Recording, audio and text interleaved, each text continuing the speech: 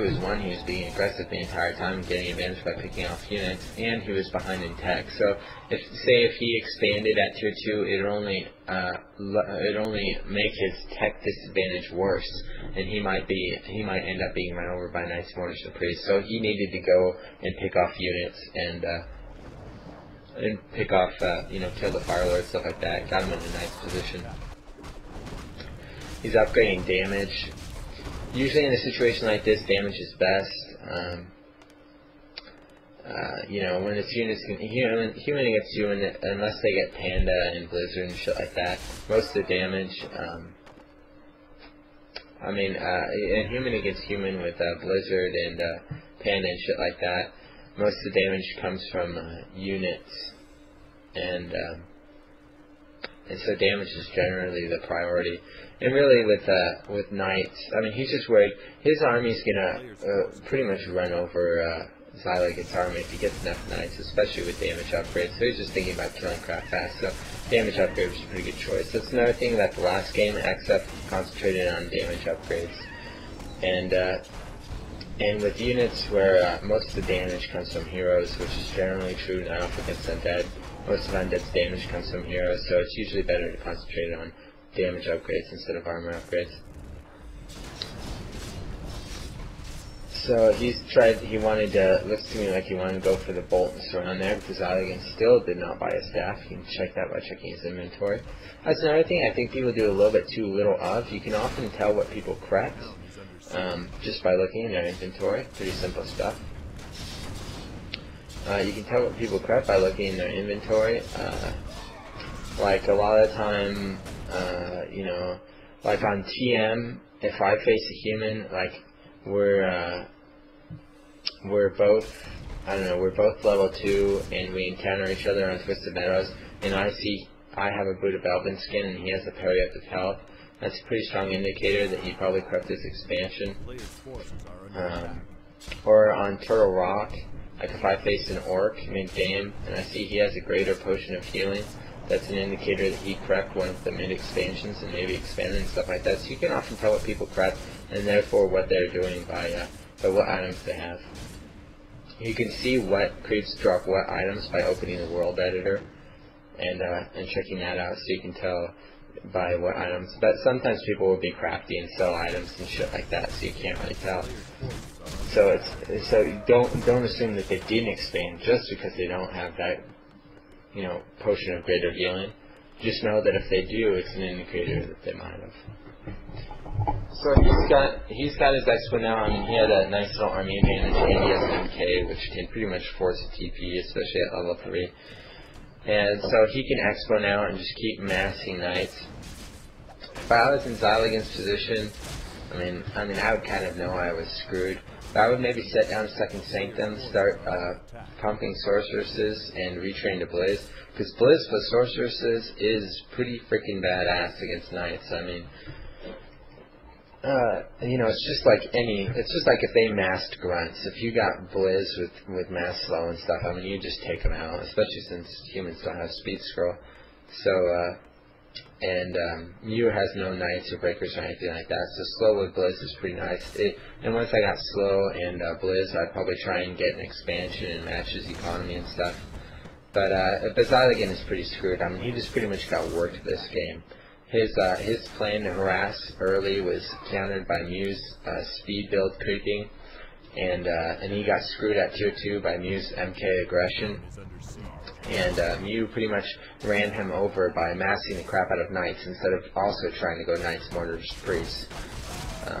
It was really a smart move by Miou, because Knights, Mortars, and Priests does get countered by mass Knights. The reason why you don't see, for example, double rank Knights a lot in human against human is that well, it just has to. You can't always count on the fact that they'll just go Knights, Mortars, Priests. Like, if you face a Panda user, they'll often start out with double Sank, which means they can pump the crap out of sources at any time, and they may throw down an aviary instead of a workshop. This was not really a proactive move, it was a counter move. Firelord is often an indicator of just Priests, Mortars, Knights, very basic stuff. He's a pretty defensive hero, and so sorceresses don't work that well with him. I mean, they do, but sorceresses are really more of an aggressive thing than a defensive thing. Farlow's pretty defensive hero. I guess Xyligan did retrain the Blizz. I don't remember that, and I didn't see it, but he did, and that's a really good thing when they have a lot of knights like this.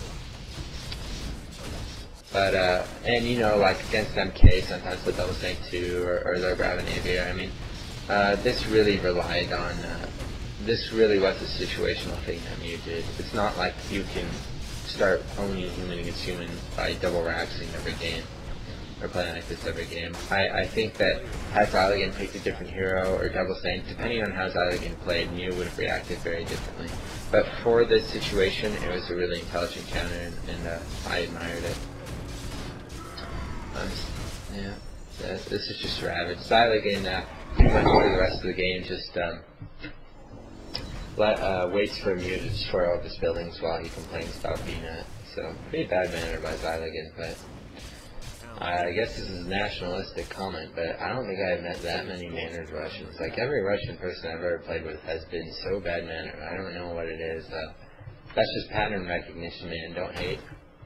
But I know not all Russians are bad-mannered, I hope not, but just in my short experience, the ones that I have played with, mysteriously, have been pretty bad-mannered. But then again, I mean, it's true, like, every American I play with is pretty much bad-mannered at a certain point anyway, like, you know, once they start losing and stuff like that. It's amazing the people that are so mannered when they win, and then bad-mannered when they lose, or vice versa. There's some people who are so mannered when they lose, and then all cocky and bad-mannered when they win, so it's always interesting to see those personalities. So rare to meet, it's so rare. I mean, I can definitely count in one hand the amount of the people I've encountered who have been mannered throughout all situations, who have never blown up or gotten mean or anything like that. Axslav probably being one of them. So I do think I remember seeing Axslav angry once, like back in December. But he ended up winning anyway. But I think that's the only time I really saw Axslav get angry. Other than that, no. But Axslav is a pretty inner guy. But it's such a rare thing, guys. And it's so much better. I mean, it's so much more attractive. It never impresses me to see someone who's bad-mannered or whines or who gets angry or complains, or even people who get self-effacing. I mean, it's so annoying for me when, I mean, I do it a little bit too, but, I mean, I've certainly been bad-mannered at times. I've certainly chewed people out and whined and shit like that. I mean, but it doesn't mean that I think it's a good choice. But I also don't like when people get really self-effacing. This whole I suck, I should uninstall type stuff. I mean, that gets annoying too, because it sucks to have to constantly reassure someone. So yeah, manners are important, guys.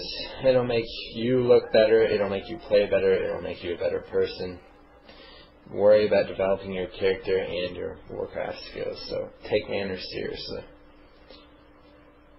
Yeah, obviously Miou has this game locked. He's building Griffins now, he has the econ to do it. He pretty much knows the game is won, but this Griffin's pretty much secures the chance that there's no way that Xyligan will pull off a freak win now.